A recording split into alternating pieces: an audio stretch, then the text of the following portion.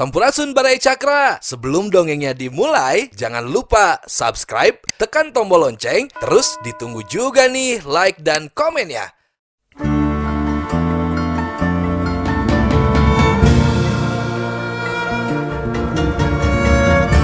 Baraya Cakra, parantos waktosna 80,5 FM Radio Cakra, midangkeun dongeng Sunda Dora-Dori.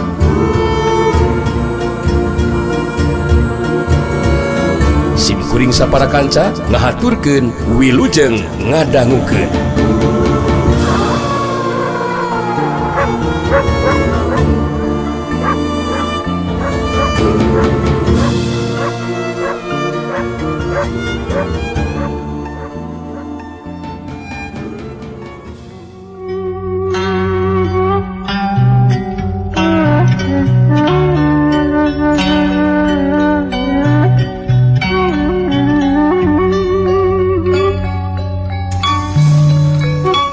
Sugarba narik napas panjang. Semu anu ngarahuh deui. Ningali kana kanyataan Mbah Buyut Piku Sarenggi anu saperti kitu. Geus bisa dipastikeun mun tarung campuh tawuran terus lumangsung mangka barisan Darmayuda geus tangtu bakal aya dina kamenangan. Benar marungkir. Kekuatan barisan musuh urang anu bakal unggul.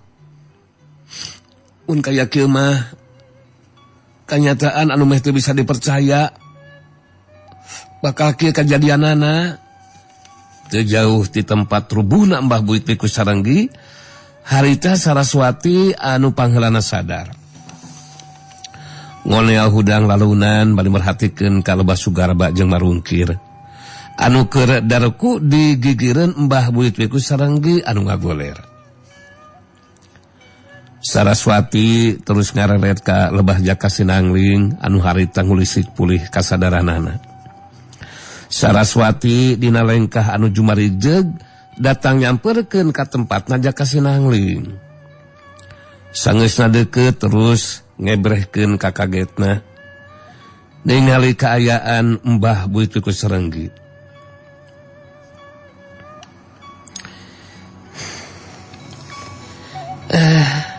Angling, syukur hidup geus sadar. Kumaha kayaan hidup ayeuna? Sakujur badan abdi masih karosnya lari, Bu. Balukar bantrokan sareng kakuatan panarjangna Mbah Buyut Piku Sarenggi, Bu. Bade ngonel hudang ge teu tiasa, Bu. Keun wae. Ulah bakal dipaksakeun hudang atuh Angling. Anu jadi bingung jeung kaget keur ibu mah ningali Mbah Buyut Piku Sarenggi anu ngagoler di gigireunana dareku dua urang anak buahna. Nah saha anu geus karubuhkeun Mbah Wiku teh nya? Jaka Sinangling dibantuan ku Saraswati. Cengkat konel hudang lalaunan terus diuk bari merhatikeun ka lebah Mbah Buyut Piku Sarenggi anu masih kade ngagoler. Di baturan ku dua urang jalma anu saukur katingali tonggongna. Jaka Sinangling ngahulang bari ngomong lalaunan. Nu disaurkeun ku ibu memang leres, Bu. Abdi oge bingung ieu teh. Bet asa aneh, Bu. Nah saha anu tos mampu ngungkulan kakuatan elmuna Mbah Buyut Piku Sarenggi teh nya? Dina kayaan keur kitu datang Ayu Manganti nyamperkeun. Ningali Saraswati jeung Jaka Sinangling geus sadar, Ayu Manganti jadi ngarasa tenang hatena. Saraswati jeung Jaka Sinangling jadi terus nanyakeun saha anu geus karubuhkeun Mbah Buyut Piku Sarenggi anu ajen pangartina mampu ngungkulan kakuatan elmuna Mbah Buyut Piku Sarenggi. Harita Saraswati anu leuwih ti heula nyarita ditujukeun ka Ayu Manganti. Tadi teh ibu mah geus kaburu terus teu sadar waktu Angling masih keneh keur ijen jajaten jeung Mbah Wiku Sarenggi teh. Sugan ayu ningali Saha anu mampu ngungkulan ajen pangartina Mbah Wiku teh? Jaka Sinangling milu nyambungan. Karena caritan Saraswati ditujukan ke Ayu Manganti. Akang jadi penasaran gitu Ayu. Sabah waktu akang keur ijen jajaten ngayunan Mbah Wiku. Sangeusna bantrokan kakuatan. Akang tepikeun ka terus ngudupruk. Malah tadi geus inget deui teu inget deui naon-naon. Sugan ningali saha anu geus mampu ngarubuhkeun Mbah Wiku teh. Ayu Manganti teu nyaritakeun ngeunaan kajadian anu sabenerna da puguh geus wanti-wanti ku si Rawing sangkan dirahasiakeun ulah rek betus ka sasaha ngeunaan kajadian lumangsungna ijen wawasan palung tingkat tinggi Mbah Buyut Wiku ngayunan si Rawing. Abdi tadi teh anu kalibet dina tarung campur tawuran. Janten teu sempat merhatikeun ka palih dieu malihan abdi ge sakawitna gaduh emutan teh Jaka Sinangling sareng Ibu Saraswati anu mampu ngungkulan ngarubuhkeun Mbah Buyut Wiku Saranggi. Engang ngabujeng ka dieu teh margi abdi teh ningali pihak barisan musuh tos kadeseh ku barisan urang. Harita Ayu Manganti. Jadi ngarekat carita ti tadi memang kalibat karena tarung campur tawuran. Tukung si merhatikeun kejadian anu mangsung di eta patempatan. Saha anu geus mampu ngungkulan kakuatan elmuna Mbah Buyut Wiku Saranggi. Saraswati jeung Jaka Sinangling masih keneh pada ngaulang bangun anu panasaran. Ayu Manganti terus ngagondeng Jaka Sinangling di bantuan cengkat nangtung bari terus nyarita.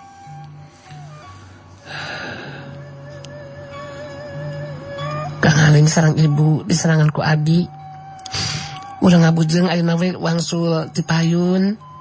Margi Kang Angling sareng ibu jelas kedah engal dilandongan. Dilandongan ku Adi teh nuhun supados engal pulih deui we. Sabios barisan Dharma da aya anti sareng Sandika, Bu. Saraswati ngabenerkeun kana caitan Ayu Manganti. Nya bener urang mulang teu heula we atunya. Angling we anu digondeng mah keun bae ibu mah kuat keneh lempang. Syukur we hidup mah milu tarung campur tawuran aya dina kasalametan. Jaka Sinangling digondeng ku Ayu Manganti geus kitu mah tuluanana lempang lalaunan ninggalkeun eta patempatan rek mulang ti heula sabab kaayaan tatu di jero Jaka Sinangling jeung Saraswati kudu gancang diubaran ku si tabib sakti si Radite atawa si Topeng Mayit. Sedangkan Sugarba jeung Marungkir geus teu sempat merhatikeun kalebah Ayu Manganti jeung Jaka Sinangling katut Saraswati. Sabab harita Mbah Buyut Wiku Saranggi pulih kasadaranana. Tapi geus leuwih sangonel hudang sasat nyandangan tatu di jero anu cukup parna.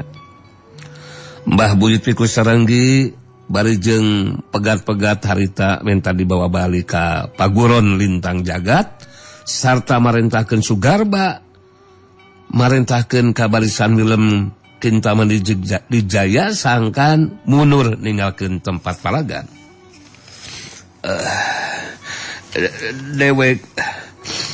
Dewek bawa balik Garba tarik barisan tinggalkeun ieu palagan teh. Dewek ribuh geus beres nyarita kitu Mbah Buyut Wiku Saranggi terus ngalang-ngarak deui teu inget di bumi alam. Sugarba ge bisa ngarti mun pihakna masih keneh tetep neruskeun tarung campur tawuran, bisa dipastikan barisan Darmayuda bakal aya dina keunggulan sarta ti pihakna bakal leuwih loba anu bakal jadi korban. Bari manggul Mbah Buyut Wiku Saranggi dibarengan ku Marungkir. Harita Sugarba mere komando ka barisan Willem Kintamani Dijaya sangkan mundur ninggalkeun tempat atawa tempat talung palagan. Barisan Willem Kintamani Dijaya mundur, mundur. hasok balunur. Tinggalkan tempat palagan, tinggalkan. Tarung tong diteruskan mundur kalehanana mundur. Aya sababaraha urang anggota barisan Milam Kinta Mandidik Jaya anu ningali Sugarba manggul Mbah Buyut Piku Saranggi. Saterusna jadi raribu tinggal patembalan Mbah Buyut Piku Saranggi rubuh. Alah, Mbah Buyut Piku Saranggi rubuh. Weh, barisan mundur. Pamimpin barisan rubuh. Kasoran eleh dajaten euy. Mbah Piku dipanggil ku Sugarba. Ripuh kayanana barisan mundur barisan mundur. Salametkeun jadi masing-masing sok balulur. Kayaan jadi pahibut patsiweuh teu puguh. Sebagian anggota barisan Milam Kinta Mandidik Jaya aya nu langsung kalabur ninggalkeun Tegal Salasar. Pang-pang nama anu geus boga pamikiran leuwih hade nyelametkeun diri sabab pihak barisan Darmayuda geus jelas aya dina kaunggulan. Sebagian anggota barisan Milam Kinta Mandidik Jaya anu masih keneh satia harita nuturkeun Sugarba bari manggul Mbah Buyut Piku Saranggi dibarengan ku marungkir indit ninggalkeun Tegal Salasar.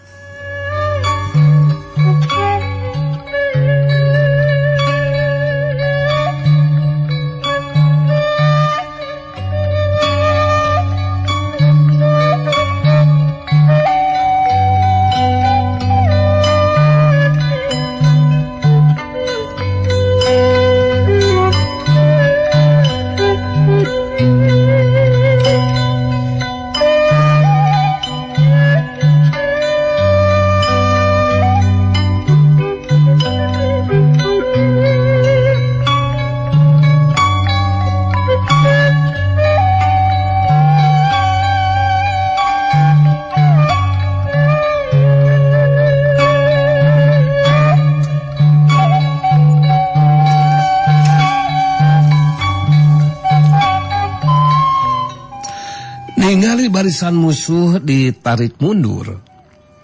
Harita si Banteng Wulung terus nyarita semua anu ngagero. Mere komando sangkan barisan Darmayuda ngeureunkeun tindakanana. Teu kudu nyusul pihak musuh anu geus ditarik mundur. Woi! Barisan Darmayudaan ngasok ngeureunana narungna euy. Hentre mudu sungsul musuh nganu munduran. Bangrisan musuh ngeungeus ditarik munduran. Pihak kurang euy, ngaya dina kangunggulan. Bangrisan Darmayuda geus unggulan euy. Barisan Darmayuda jadi patinggalero bari ngacung-ngacungkeun senjata na kaluhur sabab pihakna aya dina kaunggulan. Barisan Darmayuda unggul euy. Indop anjing. Barisan Darmayuda unggul euy. Unggul. Ela musuh mundur euy. Pihak urang anu unggulnya. Pihak urang walian lawang. Ngomong lo anjing. Unggul Darmayuda. Ya hilup ah. Punten ah hilup Darmayuda hilup. Warga pangsi kampung kahuripan. Kitu di tetangga lembur milu ngarasa suka jeung bagja hatena sabab barisan Darmayuda aya dina kaunggulan. Anu jadi korban tina tarung campuh tawuran tetela leuwih loba ti pihak musuh. Boh anu tatuparna kitu deui anu tepikeun katiwasna pisan.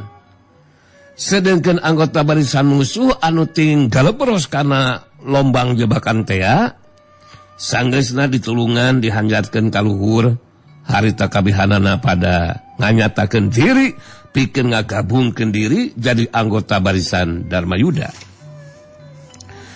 Rasanti jeung Sandika anu harita ngawakilan Jaka Sinangling bisa narima kana sikap jeung kaputusan ti para warga atawa ti anggota barisan Milam Kinta Mandidik Jaya. Kitu nate sabab pada kahudang kasadarana geus gabungkeun diri barisan film Kintama Didik Jaya anu geus jelas milu ngabantu kana kakuatan kejahatan. Caturkeun harita nang bule baraya ieu. Anu aya di Sumur Legok Panamping anu tembus ka Guha Panamping. Anu dipake ku nang bule pikeun numpi diri mangsa ngayakeun ilmu panunggalan jati sampurna. Dina ngayakinkeun ilmu da puguh nang bule geus boga bekal kakuatan puncak atawa ilmu pancar tunggal pungkasan ti sirawing anu jadi akina. Teu matak aneh mun dina ngayakinkeun ilmu nu aya dina catatan rahasia teh kawirang cepet. Geus 2 jurus anu bisa kacangking ku nang bule dina waktu harita. Setiap 4 poe sakali nang bule nyelang kaluar ti jero guha ngaliwatan jalan ka tukang anu nembus ka pileuweungan. Neangan bumbuahan jeung bebeutian keur eusi beuteungna. Saperti dina poe harita nang bule karek balik ti leuweung bari mawa bebeutian jeung bubuahan. Waktu tepi ka tukangeun Guha Panamping. Harita nang bule ku kaseketan pangdengena jeung batina. Bisa ngarasakeun ayeuna jalma anu aya di sisi Sumur Legok Panamping. Ngarasa panasaran harita ku nang bule terus muru kalebas Sumur Legok Panamping. Sanggeusna deukeut harita nang bule jadi kageteun ningali manggali keur diuk ngajemprak di handapeun tatangkalan deukeut ka sisi Sumur Legok nyaeta Legok Panamping. Nang bule datang nyampeurkeun sanggeusna deukeut terus nyarita. Geuningan manggali, Mang? Betiasa aya ka dieu geuning, Mang? Wah, terus henteu ka Rama Pamungkas. Padahal apanan upami abdi tos beres mah tang tos bakal nyampeur heula ka Mang, Mang. Harita manggali atoheun ningali kadatangan nang bule. Harita nang bule terus diuk bari neundeun bebeutian jeung bumbuahan di gigireunana. Hai, begieuna Mang menjadikan bukan kahayang sorangan, Nang. Swear deh. Bukan kahayang sorangan menjujuk ke sini. Akan tetapi Mang teh memang dijurungkeun sama Rama Pamungkas, Den. Yaitu untuk menepungan ke Sumur Legok Panamping. Sebab Mang teh harus membaturan di sini, gitu, Nang. Alah lala teu. Nah, terus ke abdi Mamang. Apana Rama Pamungkas waktu salita mas sasaurana teh upami abdi tos beres ngayakinkeun ilmu anu aya dina catatan rahasia. Dina waktosna upami bade mulang ka lembur bakal nyamper ka manggali. Tapi ayeuna janten Robi Mang kedah ngarencangan abdi geuningan. Anu leles nyariosna Mang tong ngarang Mang. Hai, tenang dulu Nang. Jangan menjadikan salah paham Nang. Please deh. Sekarang Mang akan menjelaskan kenapa Mang harus ada di sini, Den. Yaitu membaturan atau mendekeng yang sedang menumpi diri. Jadi menurut Rama Pamungkas mah begindang Nang. Harita dijelaskeun ku manggali. Naon sababna pangna dijurungkeun ku Rama Pamungkas. Nurutkeun Rama Pamungkas mah di mana nang boleh geus bisa ngayakinkeun 2 jurus ilmu panunggalan jati sampurna sakumaha anu aya dina catatan rahasia mangka kudu dibaturan ku manggali. Sabab di mana nang bule geus nepi kana tahapan rek yakinkeun kana jurus anu harita jeung kaopat ilmu panunggalan jaya sampurna anu aya dina catatan rahasia teh. Mangka bakal jul-jol jago jeung jawara anu daratan. anu hayang ngapamilik eta catatan rahasia anu matak manggali dibere pancen pikeun ngadekeng Nang Bule. Sanggeus ngarasa cukup mereka teranganana harita manggali terus ngungkas buaranana. Jadi begini Nang ya. Yang menjadikan Emang menerojol datang ke Sindang begitu Nang ya. Emang mah ke Sindang ke sini. Iya, enggak apa-apalah. Lah pada mengertos kan? Emang juga tadi nama menolak mengingat Emang mengukur diri gitu tanya. Tidak membogaan kemampuan andai saja ada gangguan makhluk halus. Dan juga gangguan satu galak dari lewenang. Sedangkan Emang akan cunggelik sendiri di sini. Sementara yang menumpi diri mah harus jongjon dan khusus saja meyakinkan catatan rahasia ilmu panunggalan Jaya Sampurna Nang. Jati Sampurna tanya.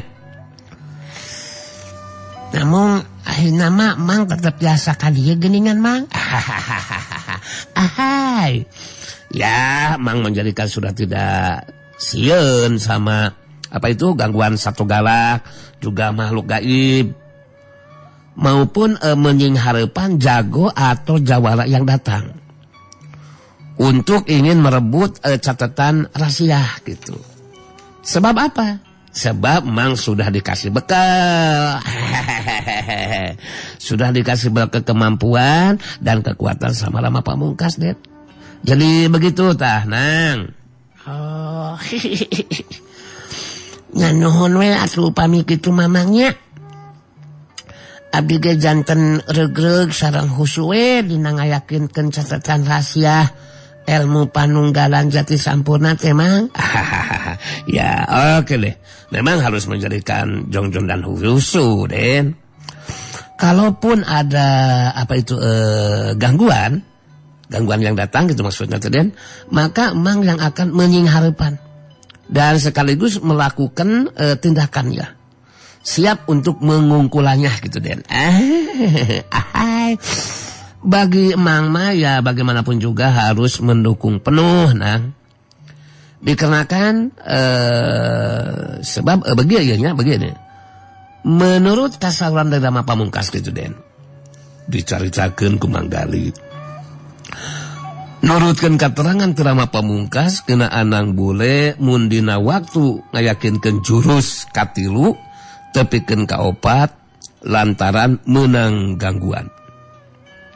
Mangka Nang Bule bakal gagal geus moal bisa ngayakinkeun catatan rahasia ilmu panunggalan Jati Sampurna.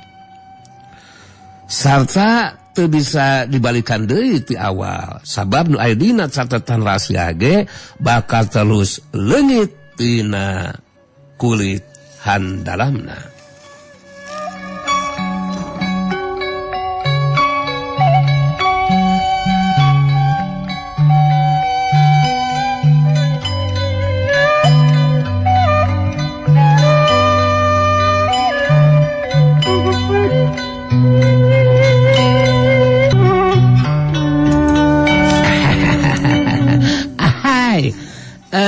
Jadi begitu tah Nang.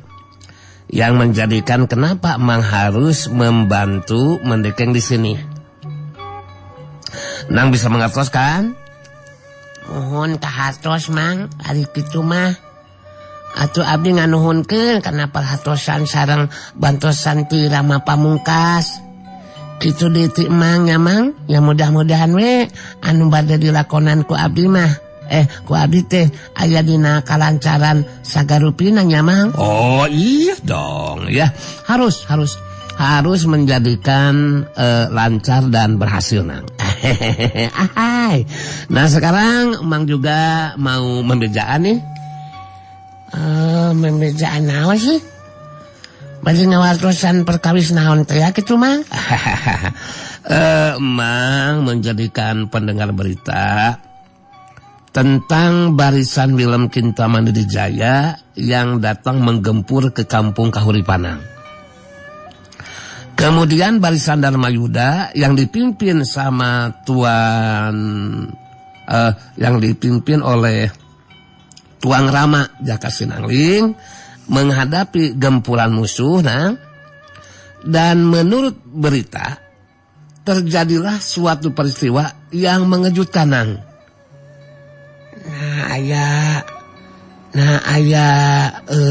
Naon gitu mang? Pihak musuh aya dina kaunggulan kumaha gitu?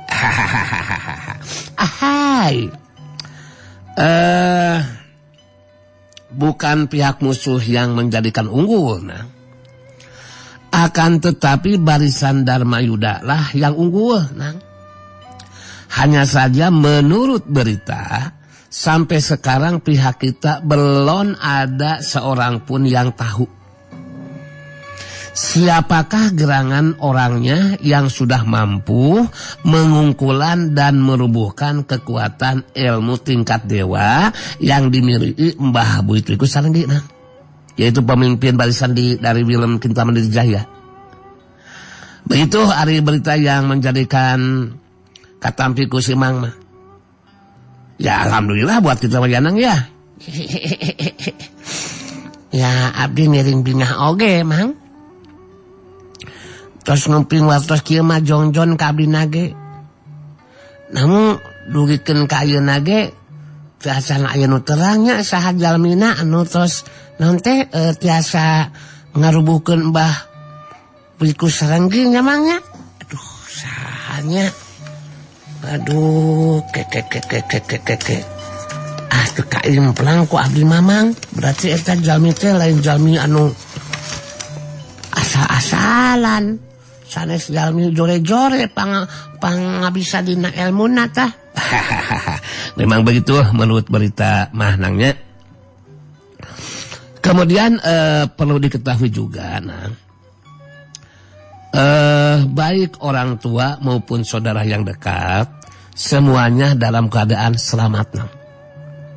Menjadikan sudah tenanglah semua warga kampung Kahuripan juga lagi merasa bahagia gitu Sanggeus ngerasa cukup ngobrolna jeung Manggali harita nang bule terus amitan rek neruskeun deui hanca nyaeta numpi dirina mangsa ngayakinkeun catatan rahasia ilmu panunggalan jati sampurna. Bareng jeung lumakuna waktu harita di paguron lintang jagat Tuan Willem jeung Nyai Kintamani katu Sugarba jeung Marungkir ngayakeun babadamian ditepas. Tumali jeung kagagalan anu karanapan dina mangsana ngagempur ka pihak musuh. Dengkeun Mbah Buyut Wiku Sarenggi aya di jero kamarna dibaturan ku Wantini jeung si Nyoh John Wen. Harita Wantini ngarasa salempang hatena sabab anu jadi akina nyandangan tatu di jero anu kalintang parna. Masih ngagoler can bisa ngoneal hudang. Malah ngomong ge jadi balelo teu kaharti. Tuan Willem anu harita keur cumarita. Pasemona ngemu rasa kuciwa anu lain di kieuna. Sabab barisan Willem Kintamani geus gagal dina mangsana ngagempur musuh ka kampung Kahuripan.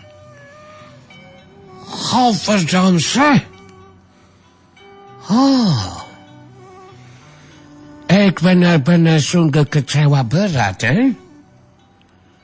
Kenyataan yang terasa berat untuk pihak kita orang. Jumlah kekuatan barisan yang lebih banyak dan pemimpin barisan yang berilmu hebat ternyata malah menderita kekalahan.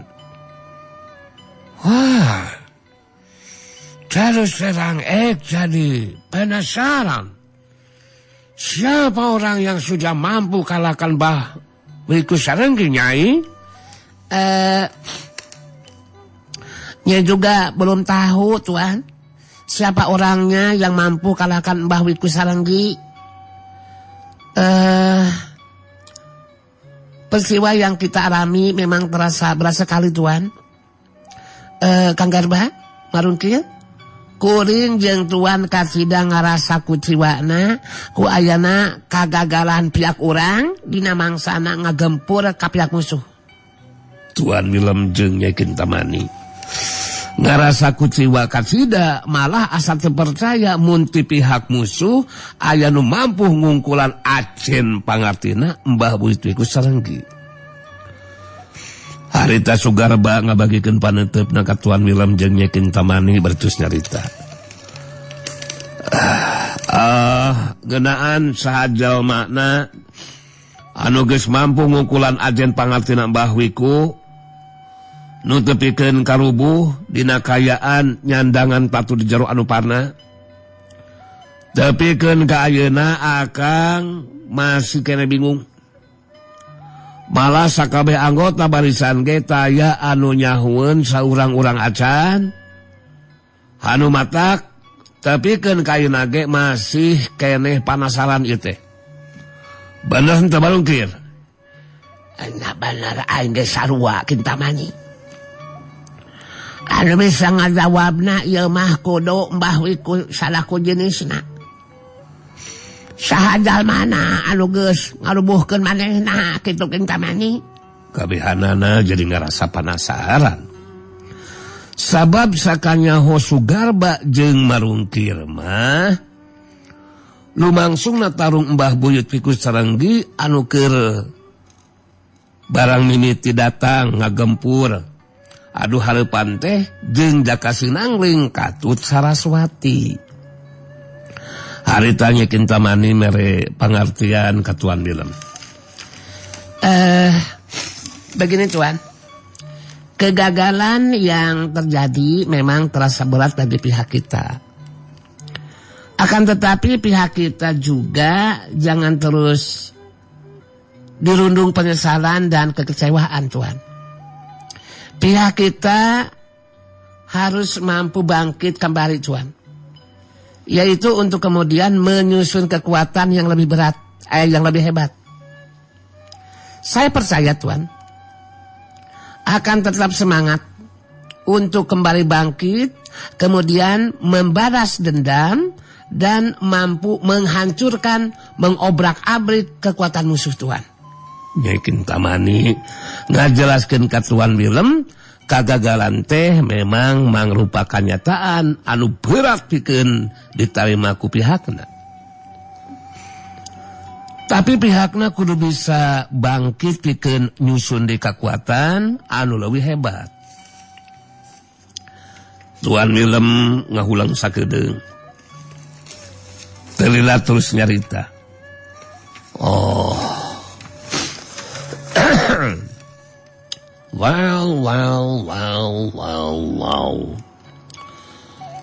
Bisa mengerti. Dapat terima apa yang Nyai katakan, Bila kita orang memang jangan putus asa. Tidak akan putus asa, Nyai. Akan tetapi pihak kita orang memang harus kembali bangkit, and bangkit, Dan kemudian menyusun kekuatan yang lebih hebat untuk pihak kita orang balas dendam. Dan hancurkan kekuatan musuh. Nyai Kintamani ngabagikeun paneuteup ka Sugarba jeung marungkir anu harita.